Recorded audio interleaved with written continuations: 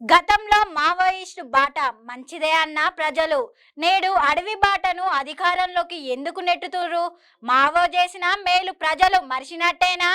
పేదలకు భూ పంపిణీ, అధిక వడ్డీ దోపిడీ వ్యవస్థ, పెత్తందారి దొరల అరాచకాలను అణిచివేసిన మావో నేడు అణిచివేతకు గురి కావడానికి కారణం అభివృద్ధి లక్ష్యమేనా?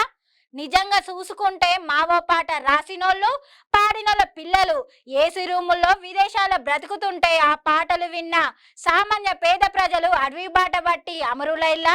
ఎవరో ఈ బిడ్డలు అని రాసిన కవులు కన్న కొడుకు ఒక్కడున్నా వాని అన్నల్ల కలవమన్నునో, రేపు కడుపు నొక్క బిడ్డ పుట్టినా వాళ్ళ జెండ బట్టి తిరగమన్నునో అని రాసిన కవుల పిల్లల నిజంగా అడవి బాట పట్టిర్రా అంటే లేదు కదా.